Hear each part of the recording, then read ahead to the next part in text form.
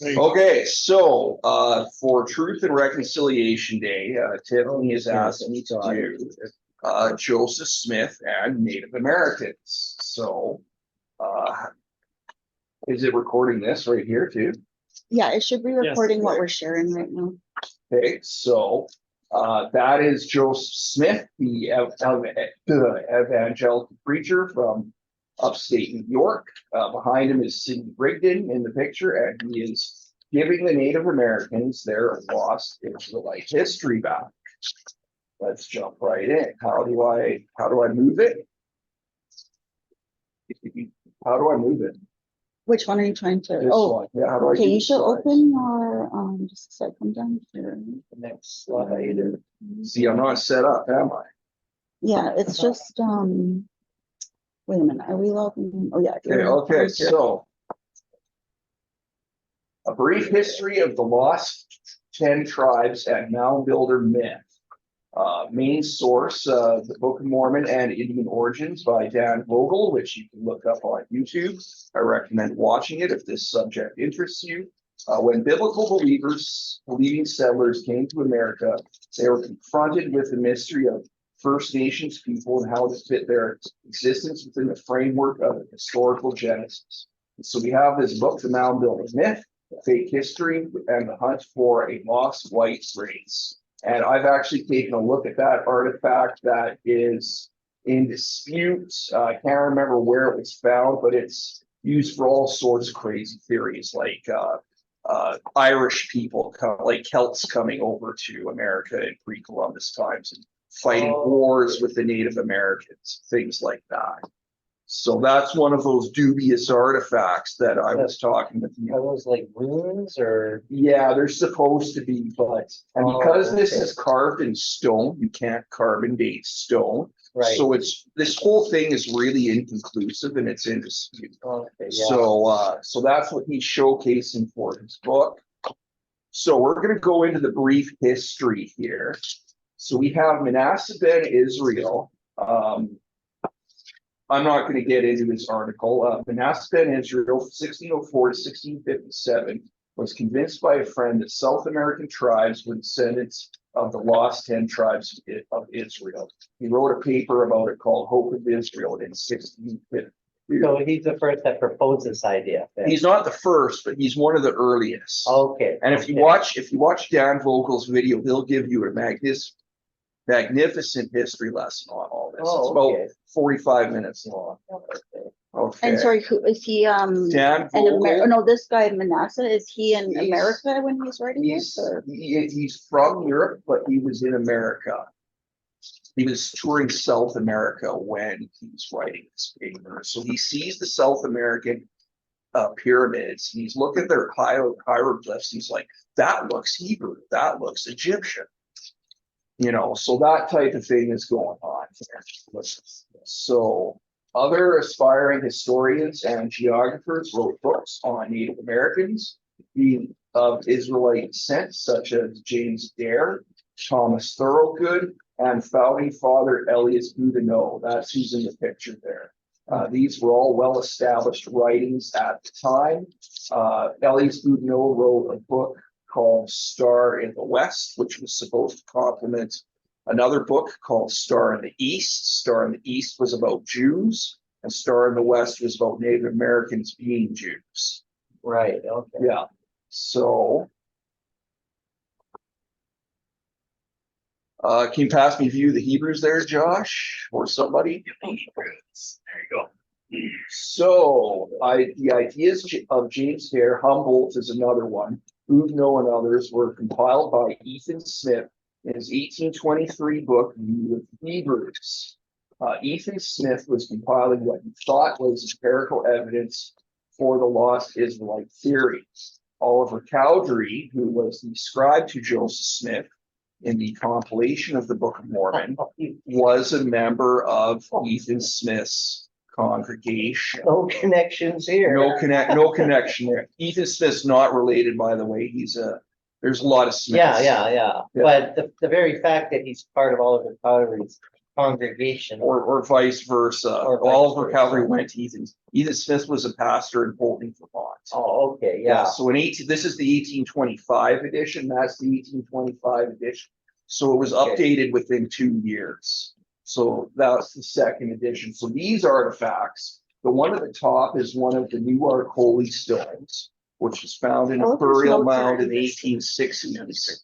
okay, And it was found under dubious circumstances. It's been dismissed. Just something else. is it dismissed as 6 a and fake 7. or It's as, dismissed as a fake. so it's a fabrication then? That's what mainstream archaeologists think. Okay. However, Thomas Murphy, anthropologist Thomas Murphy, makes a case that Native Americans who were visited by missionaries would have taken artifacts like that and been buried with them in between 1492 and 1860 when they were dug up. So you Right. can allow for that to reconcile the possibility of it being true, Yeah, but it's post-Columbus. post-Columbus, yeah, Right, so the second artifact, the darker one with the 4 ticks and the one Yeah. with the line through the two, that is the mystic symbol on a book called Mark the Michigan Mound Builders. So that is the Michigan relics, which were discovered in Michigan.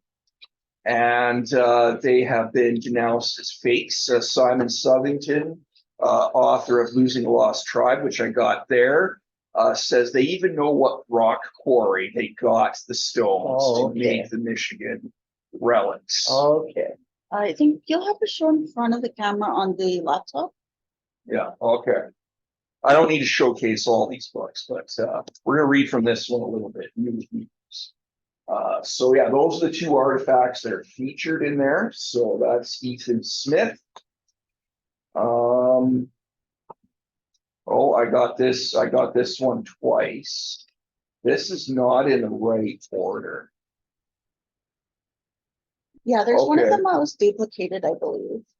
Okay, so Samson Occam was a First Nations minister and preacher who was educated by Dartmouth College and raised money for the school. He preached all over New England and New York, plus he made several trips to Europe and preached there. So recap, Dartmouth College is presenting this idea that Native Americans are ancient Jews or Hebrews from the Middle East. So all these things are going on within a couple hundred years before Joseph Smith. Red Jacket, okay, this one first. Handsome Lake and Red Jacket. Handsome Lake and his nephew Red Jacket were also famous Native American preachers who lived shortly before Joseph Smith. Handsome Lake combined Seneca beliefs with Quaker beliefs, while Red Jacket pointed out similarities in beliefs between Christians and First Nations, but took a pro-sovereign approach to being Christianized by the white man. I'll get into that in a minute, saying that the beliefs were similar enough that First Nations people didn't need the white man's religion for salvation. And I'm just going to go into a couple of the articles here. So let's do Handsome Lake. Handsome Lake, leader and prophet, played a major role in reviving traditional religion among the Haudenosaunee, I can't pronounce that, people Longhouse, or Six Nations Iroquois Confederacy. This is key here because some of the things that Joseph Smith is doing plays into this Six Nations. And these Six Nations had a hand in writing the Constitution. They were awarded territory after the War of Independence. They helped the Americans win the War of Independence. And they're very key in the foundation of America here. So when the Indian displacement starts happening under Andrew Jackson, these people are losing territory. right. And the Book of Mormon factors into this, actually. Yeah, because a lot of tribes fought on both sides during the Revolutionary War. Absolutely. And in the War of 1812. Yeah, exactly. And Red Jacket's one of them. He fought on the British side Yeah, in 1812, but he fought on the American side during the Revolutionary Yeah. War. yeah, So Red Jacket is the nephew of Hanson, handsomely. Okay. And he was a Seneca orator and chief of the Wolf Clan based in Western New York. On behalf of his nation, he negotiated the new United States after the American Revolutionary War, when the Seneca as British allies were forced to cede much land following the defeat of the British. He signed the Treaty of Canandaigua. He helped secure some Seneca territory in New York State, although most of his people had migrated to Canada for resentment after the Paris Treaty. And so he delivered a number of famous speeches. We're going to go into one now. So yeah, you can read all about that. Okay, so his speech to Reverend Cram. This famous speech, also known as his talk on religion for the white man and the red, is an example of his great skill as an orator. So I'm going to skip ahead. I want to read some of what he says here. So down at the paragraph near the end, you say that you are sent to instruct us how to worship the Great Spirit agreeably to his mind. And if we do not take hold of the religion which you white people teach, we shall be unhappy hereafter. You say that you are right, we are lost. Iroquois separatists believe held that there is not necessarily one true religion for all people. Red Jacket acknowledged that European and Americans' religious beliefs were based on a sacred text, but said if it was intended for us as well, why has not the Great Spirit given to us? And not only to us, but why did he not give it to our forefathers, the knowledge of that book with the means of understanding it rightly? Oh my. That's very key right there. That is really so key. that these are very prominent debates that are going on This is within setting it two all up. generations of Joseph Joseph Smith. Smith's lifetime. This is all asking a question that Joseph Smith is later going to answer. Absolutely, Yeah. 100%. Yeah. So Sorry. Boudinot says it would be nice if we could find an ancient record about the Native Americans in his book, Star of the West. In view of the Hebrews, there's a chief that Ethan Smith claims says that there's a golden book deposited with the history of the Native American peoples. So Sounds like somebody didn't have to do a lot with his imagination. It was all written out for him. Okay, so Up on there, if you're gonna go on to your next slide, you're gonna have to. put your yeah, second. that's what I'm trying to do. So we already covered this one. So the Book of Mormon attempts to participate in this debate between First Nations and Christians using theological arguments in the authoritative voice of God and 19th century Christian theology arguments that you would see often crop up. So the Book of Mormon attempts to reconcile three main debates. Number one, all the great Christian controversies in New York as per Alexander Campbell's criticism. So Alexander Campbell wrote the first real critique of the book and says it decides all the great controversies that were discussed in New York within the last 10 years. Infant baptism, regeneration, so on and so forth. Ordo Salutis, all that stuff. Yeah. So the second one is the ongoing debate that we just saw between people like Red Jacket, semi-Christianized natives, because there's already 200 years of semi-Christianization going on, where Handsome Lake is adopting Quaker values and presenting them to his people,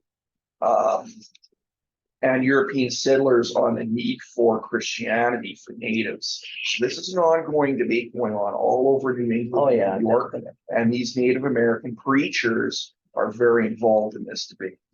And then the third debate is the theological differences in Joseph Smith's immediate family. Those are the three debates that the Book of Mormon attempts to or does reconcile. Okay, so I'm sure. Is the Book of Mormon racist? We're going to jump right in here to this Truth and Reconciliation Day. when you look at the culture of the time, right, what we consider racist now was just common. We're gonna get into that. Yeah, We're gonna yeah. get into that. Okay, yeah, go So, for it. so in Second Nephi 5:21 in the Book of Mormon, and he caused the cursing to come upon them, yea, even a sore cursing, because of their iniquity. For behold, they had hardened their hearts against him, and they had become like unto a flint. Wherefore, as it's supposed to say, they were white and exceedingly fair and delightsome, that they might not be enticing unto my people. The Lord God did cause a skin of blackness to come upon them. Actually, before I wanted to get into this, I wanted to get into Joseph Smith. That flint color is straight out of Ezekiel. So, okay, so the founder of Mormonism, Joseph Smith, is fascinated by Native Americans from an early age. Scholars Laurie Taylor and Peter Manisow believe religious teachings of then deceased Hanson Wade relayed through his nephew Red Jacket near Smithstown influenced the 16-year-old Smith.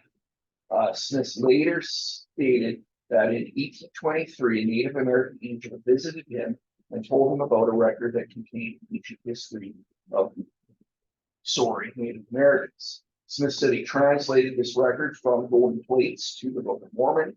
Smith stated in the 1842 Wentworth letter to Chicago newspaper editor that the book was the history of ancient America, from its first settlement by a colony that came from the Tower of Babel to the beginning of the 400 current era.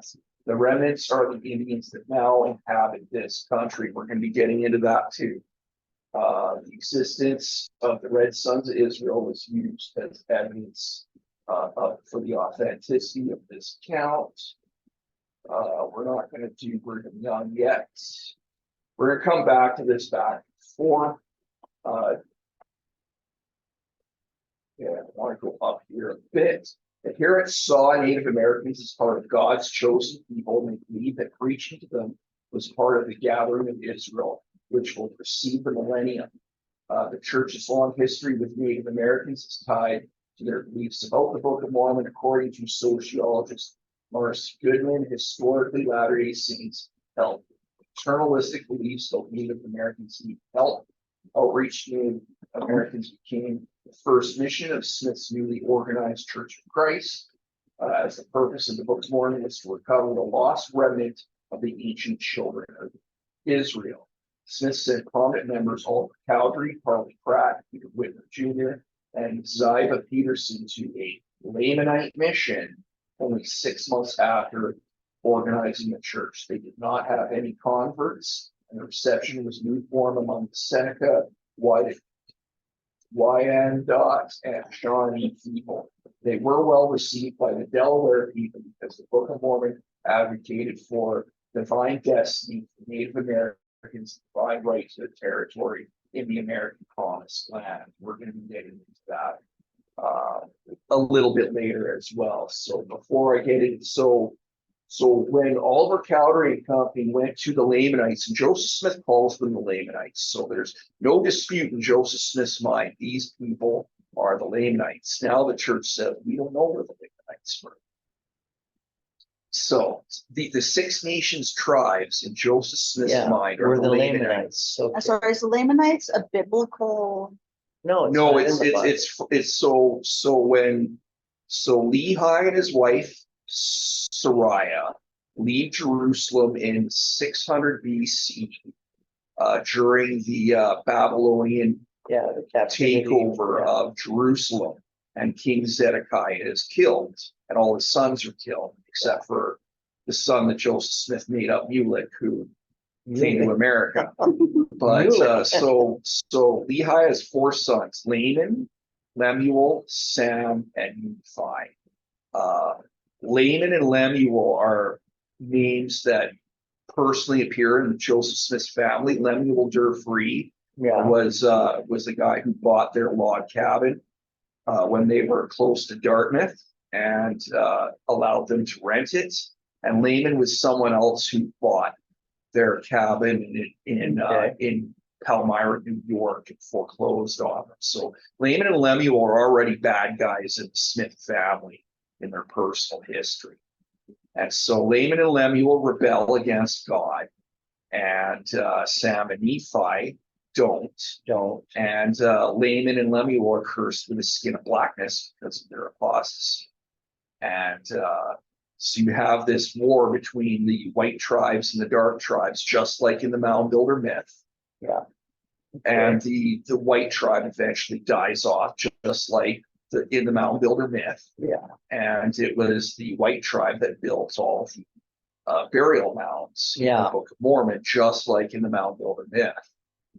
So the Book of Mormon is heavily based on the Mound Builder myth. And that's what people prominently thought in his day, was the Mound Builder myth was correct. And we don't think that now. Hey, Anyways. you know what? Something really interesting. Like when my stepbrother passed away, he was buried on the Siksika Reserve, Okay. and like McKinnis and Holloway came and like dug out his grave and everything. Yeah. But all of the burials in this were covered then with a mound. Right. I didn't know And that they was still did that. the Mound Builders are a real culture in the Michigan, Ohio, New York, Tennessee, and surrounding areas.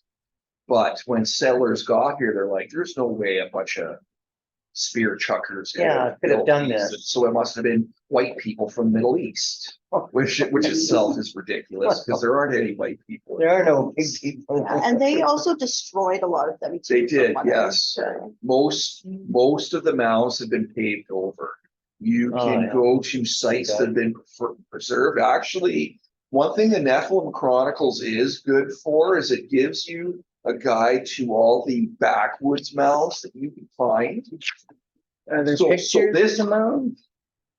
It would be in my other book. Okay. So the first book is the guidebook, and then this book is based on the Mound Builder myth. You know what book I should have bought?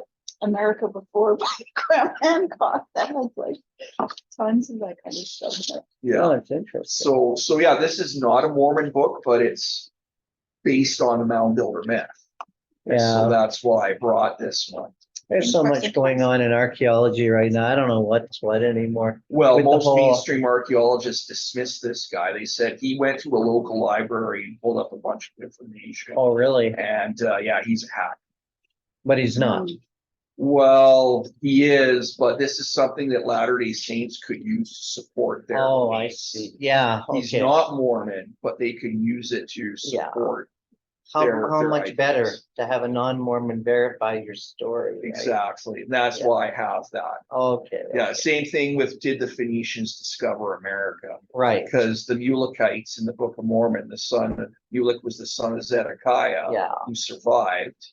Not in the Bible. He's not mentioned in the Bible. He's just in the Book of Mormon. yeah, The Mulekites would have been largely Phoenician because Phoenicians were the only seafaring people in the Middle Yeah, East. they were this. So if anyone got here from the Middle East, And have you seen this one? the ancient giants who ruled, I know about Yeah, this that. is written by a professional journalist that kind of Oh, investigates all these articles from the 1800s in the Yeah. newspapers. Oh, really? and- Awesome. I'd be interested in picking that up. Yeah, for you sure. should. It's really interesting. Okay, so I think that's all I want to get into in this article right now. So Wait, I have one other question. It's like Yeah. in Nephi, when it says of skin of blackness, is that talking about the mark of Cain? that's a very good question, Yeah. and it probably is because shortly after the Book of Mormon's production, Joseph Smith produced the Book of Moses. And the Book of Moses, he does talk about the mark of Cain. And it was a common Baptist belief back then for in order to promote slavery, justify slavery. Yeah, Early Christians did not believe in the curse of Cain being dark skinned. Like no, they don't know what the mark really was. no, No one knows what the mark looked like or what kind of mark it was, so. right. So if you look up Mark Cain or Curse of Yeah. Cain on Wikipedia, it'll give you a history lesson. Yeah, And the yeah, Baptists invented it, but people who converted to Mormonism totally believed in this, and so did Joseph Smith, because he's already got Cain being cursed with the skin of blackness. He's got Ham marrying this woman named Yeah. Egyptus, who's one of the daughters of, or descendant of Cain. Yeah, And Egyptus becomes the first queen of Egypt after the flood. In the book of Moses or the book of Abraham, I forget which one. But Joseph Smith's already going ham on the Mark of Cain, like yeah, of course, right from the get-go. So yeah. yeah, this is absolutely ripped off from the Mark of Cain idea. 100%. Yeah, But it's, you had another example in that other presentation about polygamy where in the Book of Mormon, he kind of starts building his case and then he like amplifies it in the next. Well, in the article we just read, where he sends Oliver Cowdery to the Lamanites, layman, a church member named W.W. Phelps writes back, and Smith encouraged them to take wives among the Indians so that they could become white and delightsome again. And W.W. Phelps says, well, some of us are already married. And Joseph Smith's response is, so? okay. So as early as 1831, Joseph Smith, without revealing polygamy, is Yeah, he's already already leaning promoted it. towards polygamy. Yeah, Yeah. Yeah, and that's one of the other example is, I think it's Zena Huntington. He comes to her, one of the plural wives. He comes to her when she's 12 and teaches her the principle of plural marriage and says, one day I'm going to call for you. 10 years later in Nauvoo, you're going to be already married. He didn't say that part, but that's how it ended up being. So Yeah, you're such a pervert. So in third Nephi is in the middle of the book, where second Nephi is at the beginning. And third Nephi 2:14 to 15. And it came to pass that those Lamanites who had united with the Nephites were numbered among the Nephites, and their curse was taken from them, and their skin became white like unto the Nephites. that happened in the Watchtower too, believe it or not. There is a Reverend Draper who's black, who doesn't like being white, and he prays that he could be white. And he gradually turns white. I think it's because of that vitiglio or whatever that. Like Michael Jackson. Yeah, that one there. So he Praise the starts to black. get it and he turns totally Fertile, white, yeah. and it's a move of Praise, God. praise the black away. That's terrible. That's Or, well, absolutely. it's more like they breed the native and black out. Well, that's the contradiction. So I know. So in second Nephi 5:21, God is cursing Yeah. the Lamanites so that the Nephites do not interbreed with them. He's creating racism and white supremacy so that the Nephi and what's like racial endogamy. Oh, there's a word. Yeah. There's Miscegenization right. was another word that was used. Yeah. So Where you're not supposed to mix the races. right. And it's even in the States, they had rallies against miscegenization in the Oh, yeah. southern states and all Oh, yeah. that. So it's that's the contradiction, is that God's creating this curse in order to prevent these races from mingling, even though they're literally brothers. So why And- doesn't but- he change the genetics while he's but- doing that? Right?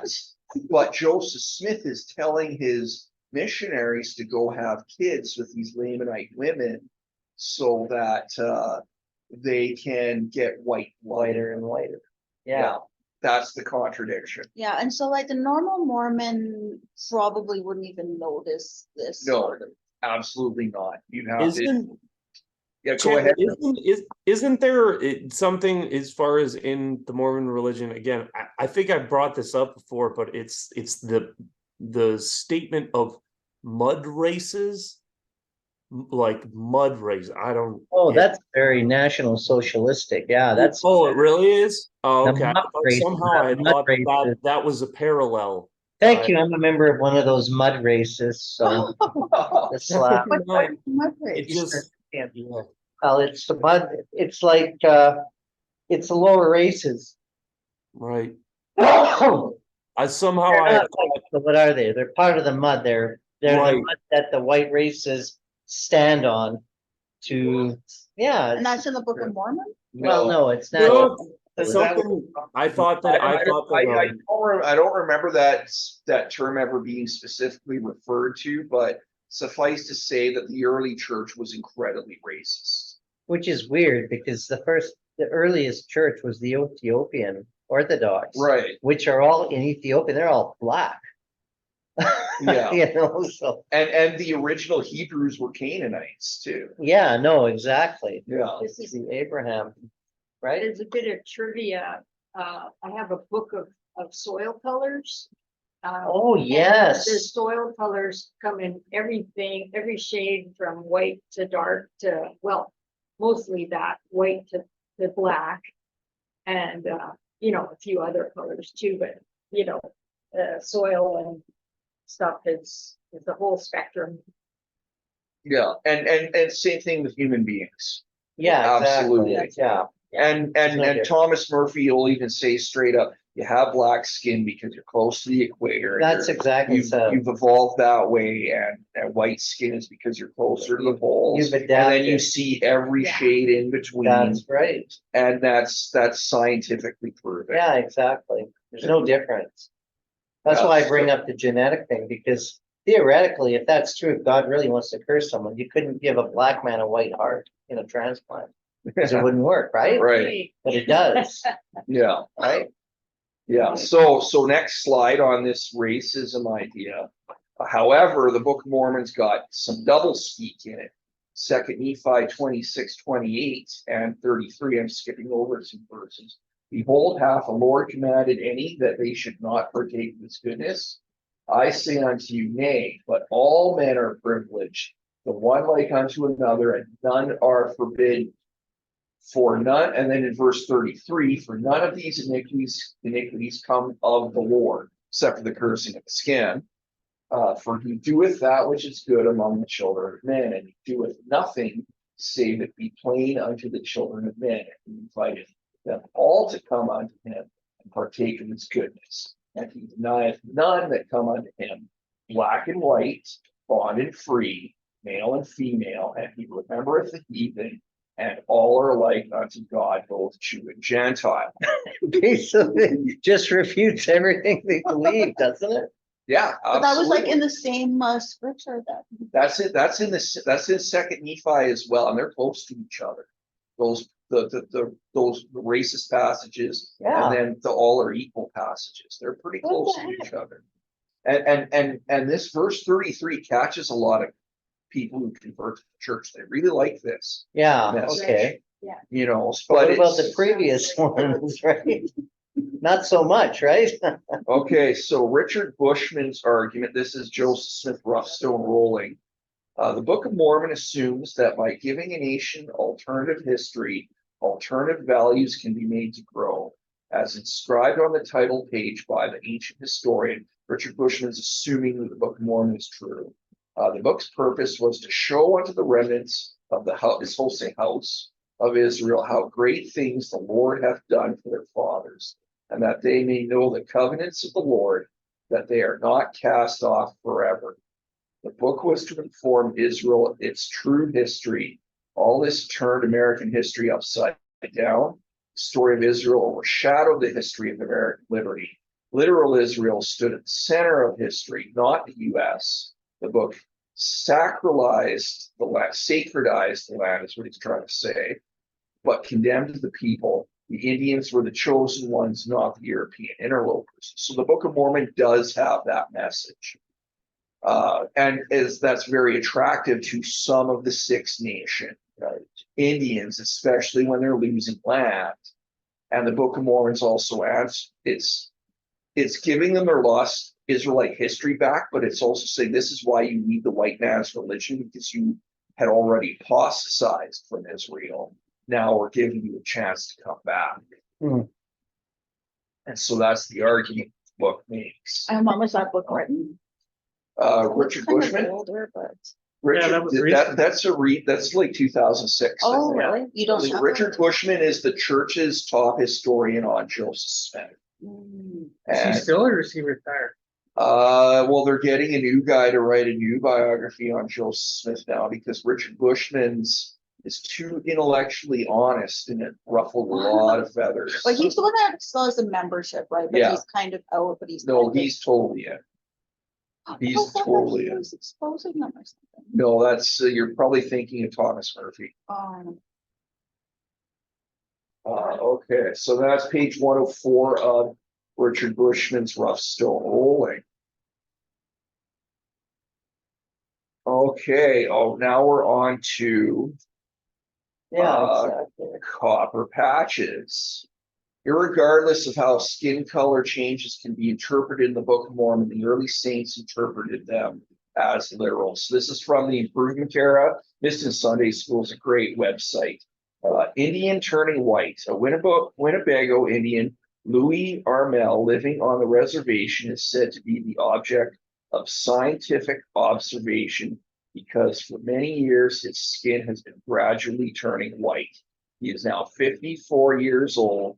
He still has copper patches, but physicians believe that if he lives a few more years, he will become entirely white. Sounds like that disease again, that whatever. So, yeah. And this would have been during like Brigham Young, Wilford Woodruff Yeah. type time is when this was written. So the early saints definitely interpret. So there is an argument that Yeah, the skin color is metaphorical, and I've seen some stuff on that. yeah.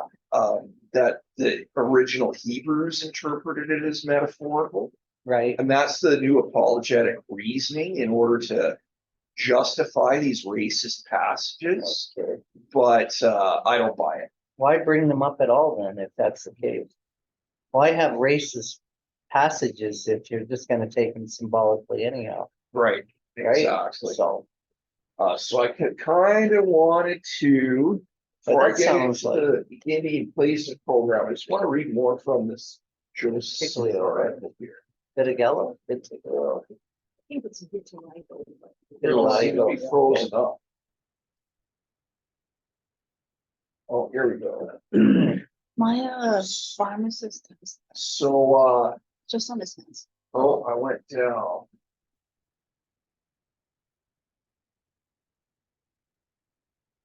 So does the Bible have passages about people's skin turning white? Not really. That I No. know of.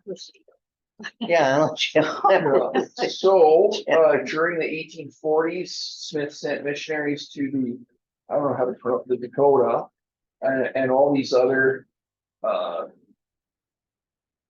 Native Americans people and Canada. Additionally, representatives from the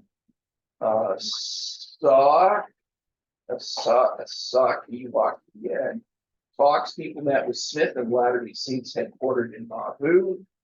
Smith was quoted in the Nauvoo Council of 50 meeting. We're getting in the Council of 50 now. If the Lamanites won't hearken to our council, they shall be oppressed and killed until they will do it. Okay, so why the Council of 50? Why is it 50 people? Well, you have in this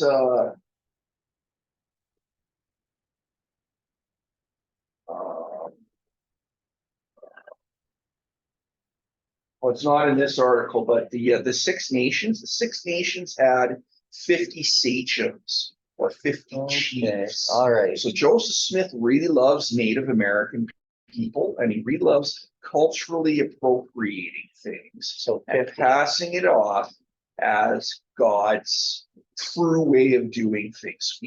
The Council of 50 is the political kingdom of God on earth. And so what he's trying to do is go back to the Six Nations founding America, and he's trying to create his own Six Nations 50 sachems, according to Thomas Murphy. And there was a Native American call to the Council of 50, just one. And so he's using the Council of 50 to talk to Native American chiefs, basically. They're like ambassadors. And so this is what he's doing right up until he gets shot. So, Well, didn't the United States kind of form their confederacy based on like some of this too? absolutely, that's what the Six Nations had a hand in writing the Constitution. So the Confederacy is based on Six Nation policy. Yeah, so that's important to know that the Six Nations they're really not touted enough as far as their contribution to the US Constitution and the founding of America as government. They played a very huge hand in that. And so that's why I'm bringing this up. You know, and then Joseph Smith is mirroring it and copying it because that's what he likes to do. and passing it off as this is the way God really wants it done. And this, so that's why he has this council of 50. I think there were natives on the Declaration of Independence signature also. Yeah, that's what I'm talking about. Yeah. Okay, there was a guy, I thought there was a guy in here. Okay, right here, later, Potawatomi leaders asked Mormons to join them in alliance with some other tribes, but Smith declined. Now, I need to find out why Smith declined, because we wanted to talk about this conspiracy where Joseph Smith is using Book of Mormon revelation to get the natives on his side and rebel against the government. That's what Bryce Blankenegel was talking about in his podcast, and we were discussing that over dinner. So we mentioned that the Book of Mormon has passages that cater to Red Jackets' line of thinking so that Native Americans would join the Mormons. So there's passages in there, and like Richard Bushman said, the Book of Mormon says that the Europeans are the interlopers, Right. calling the Native Americans the chosen people of America's Israel. What time period is this where Joseph is trying to get the natives to side with him? It would have been in the 1840s, Nauvoo period. Okay, so Yeah. he's already thinking, he's already got his army. He's already thinking about Yeah, so domination. he's got the second biggest army in the United Right. States, and they're completely loyal to him. He's got a theocratic army, which is why Carthage and Warsaw, the journals Right. are screaming Mohammed, Mohammed, in the Yeah. newspapers. Right. And so you got Nauvoo here, you got Carthage here, you got Warsaw here. Both these papers are antagonistic towards the Mormons because Right. Joseph Smith is raising a theocratic army. Yeah. He's also in negotiation with Native Americans, and he's running for president. So I just want to ask, hypothetically, if Joseph Smith were to get all the natives on his side, what was he going to do? Well, this is what I'm thinking is the reason. I don't know. I need to look up why he refuses Potawatomi, why he refuses him or declines this alliance is because Joseph Smith already fought a war with Missouri. Right. People are trying to extradite him to Missouri. Right. He's probably learned from that. He's also running for president. So I think from what I read in this, Potawatomi is antagonistic towards the United States already. Right. So if Joseph Smith is running for president, siding with a native chief who's incensed against America, that doesn't look good. Yeah, that's right. And so Joseph Smith is really trying to play politics here. Okay. But I think that if he didn't get in for president, I think that trying to get the natives on his side and rebel against the United States might have been a backup plan. Yeah. How much more do we have? I think we have to be We're, out here at we're 4:30. almost done. Okay. Wow. Yeah, so anyways, Joseph Smith gets shot and leadership takes over gets taken over by Brigham Young. Brigham Young hates everybody. He has nothing good to say about anybody who's not Mormon. Right. And there's a number of wars that are fought in Utah between natives and Mormons. Yeah. In the vast majority of the cases, the Mormons are the bad guys. Right. In a few cases, the natives acted inappropriately, but in most cases, the Mormons acted inappropriately. And they're also taking native kids, using the Book of Mormon to deculturate them and give them this lost Israelite culture and raise them as Mormon natives in chosen Israel. So There's just a residency school. yeah, pretty much. They're using the Book of Mormon as a way to take away Native American culture, give them this false culture, and then deculturalize them into Mormon culture. So it would be the same thing as with the Catholics. Yeah, it's the same thing. You suppress the culture totally, Yeah, right? but they have the excuse because they're giving them their culture back. They're giving them their culture they're giving them a false culture though. right. Yeah. They don't know. They think the book's true, so yeah, so yeah, I just wanted to mention that there. I think we're done with this. We're just gonna, so, and then this, what this boils down to in the current day. I just get back over here, the Indian Placement Program. So this is Spencer W. Oh, Kimball. he was big into that, wasn't he? So the embedded Mormon idea of dark skin being a curse from God and the gospel bringing whiteness back to indigenous people has continued into the modern era.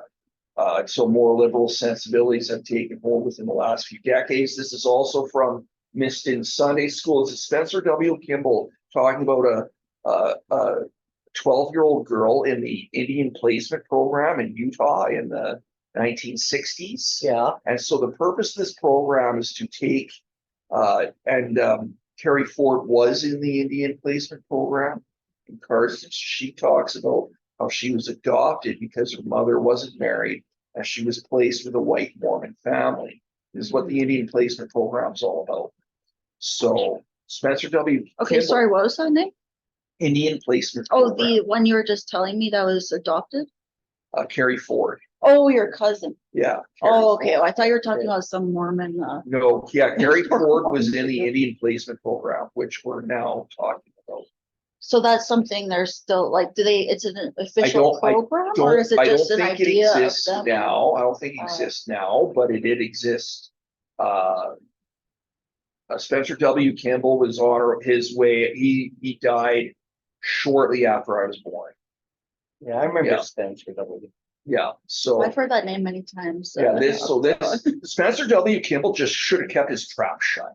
Like if he never opened his Yeah. mouth, like because the things that like masturbation leads to homosexuality, like It was, once Yeah. virtue is lost, it doesn't Yeah. matter how you've lost it. Even if you've been raped, you're like a cupcake. Like he didn't say it that way. That's pretty much how people took what he did say.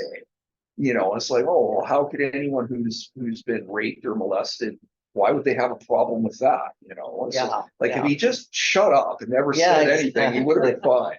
well, when they changed the whole thing about blacks having the priesthood, this was like shortly after. Like maybe 10 years later or something. It would have been, Spencer W. Kimball was an apostle when that happened. Okay, yeah. Yeah, so he was involved in that council when they decided to reverse the, Yeah, he The would have priesthood, definitely, yeah, oh yeah, he was there. yeah. Well, that's like very hypocritical too then. I mean, What, the whole Yeah. priesthood then? No. well, I mean, him talking about this dark skin and everything here, whiteness and delightsomeness. And then them Oh, yeah, reversing like their this, whole, this is awful, like the dark father and mother, it was evident she was several shades lighter than her parents because they took her from her native parents and put her in this white Mormon home and gave her the gospel. Yeah, that's the reason why she's several shades lighter, because she has the Mormon gospel in her life. And so Yeah. her skin color is changing. So Okay. Spencer W. Kimball still believes in this. If we go back He believes to, his whole story, basically. absolutely, he 100% believes it. Like if Classical. right back to second or third Nephi, when they get baptized, their skin becomes white. He's a again. whitesome, delightsome guy. well, He's you right know what's into really it. weird too is I think there's a lot of people like, well, even my mom, for example, that would stop going outside so that their skin would stop getting darker and they would, just sort of, she looked like quite pale, like probably, just She was slightly becoming darker. more righteous. Yeah. Well, the Chinese do that. They're using skin products to lighten their skin, so they're whiter than we are. Yeah. Mhm. A lot of the Chinese now, right? Because they're using skin Well, products. if you Quite put- often that's in South Korea. Okay. There's a big push among young South Koreans Yeah. to be lighter. Yeah, I think. But, that's what but I- if you go to Asia, Asians come in all kinds of shades. Yeah, they Yeah, come of in all course. kinds of. Yeah. Yeah. Of course. Yeah. Okay, so. Okay, so we're gonna get into the DNA a little bit. It's been known early as 1986. That's when this book came out, Indian Origins and the Book of Mormon by Dan Vogel. He's a historian, but he Yeah. trusts the science. That DNA is largely Asiatic. No Hebrew Yeah. DNA can be found pre-Columbus. The haplogroup X2A argument is perpetuated by a group called Farms. No, so there's so many F's. It's Firm. Firm. Okay, so Firm is Rodney Meldrum's group. He's going back to the drawing board and saying that the Book of Mormon took place in upstate New York, where Joseph Smith would have said it had taken place. Yeah, And he's getting a lot of following with this idea because it's very traditionalist. right. Whereas the church's apologetic arm has gone to Central America to explain where the Nephites Okay. came from. Rodney Meldrum and Wayne May. I watched a lot of Wayne May videos when I was researching all this a number of years ago in LinkedIn. And I was very fascinated by Wayne May's videos because they actually do give you a lot of these dubious artifacts as evidence for the Book of Mormon. Wayne May is very good at presenting it that way. He also is a dowser, so he uses divining rods to look for the artifacts that he's searching for, just like Joseph Smith. Once I learned that he was a dowser, he kind of lost all credibility. Well, you can douse for water, and my dad did that when he worked for the gas company. They used to go, they'd find the lines, if the markers should be knocked out of place, they had a guy there that go out with dowsing rods and they could find the gas lines. Even and that's stuff. considered fraud. Well, maybe it is, I don't know. I Yeah, just, so, Yeah. but because a lot of Mormons don't have the internet, Dan Vogel's book, Indian Origins of the Book of Mormon, I'm sure a lot of members of the church don't even know it exists. probably, Do you have that one? I don't, I'd like to get it. But yeah, that's an earlier one. This is way more up to date because that's done by an actual geneticist. Yeah. Did you using a list that lost one in tribe. the? Yeah, so the Mongolian spot, what is that on their bottom, isn't it? oh, it's not in there, no. This one? Using a lost tribe, it's not in there. Okay, so yeah, so Rodney Meldrum will argue that haplogroup X2A, which is from the Middle East, is present in Native Americans, therefore there must have been a Middle Okay, Eastern Yeah. migration.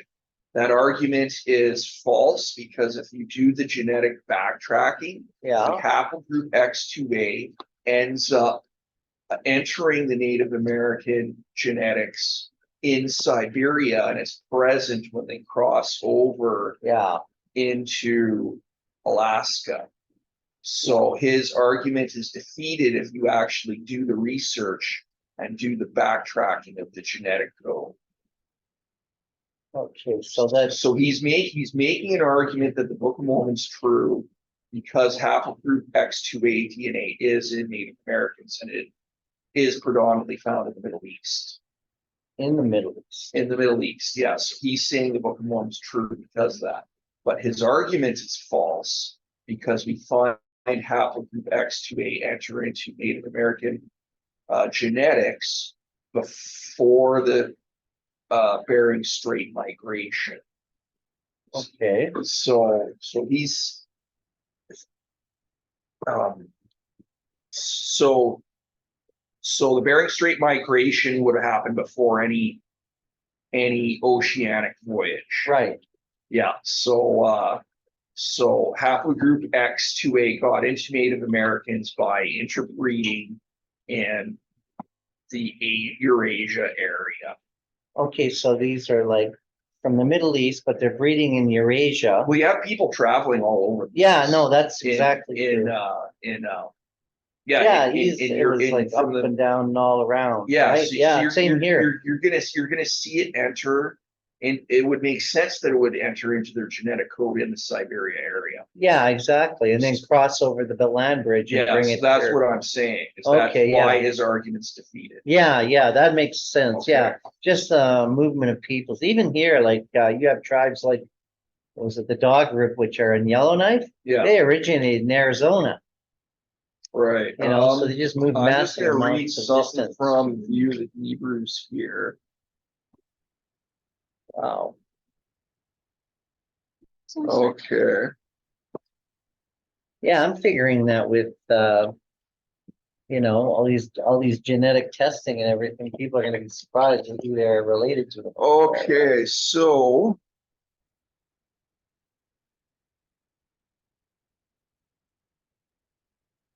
Where is the guy's? Oh, yeah, Okay, so Okay. yeah, this guy here, Mervyn B. Hogan. Says in the book, in this introduction to View the Hebrews, that the idea of Native Americans being of Israelite descent has been the most discussed and the most rejected premise yeah, since 1860. yeah, So it's been beat to death since 1860. We're not looking here anymore. We're done with this. Yeah.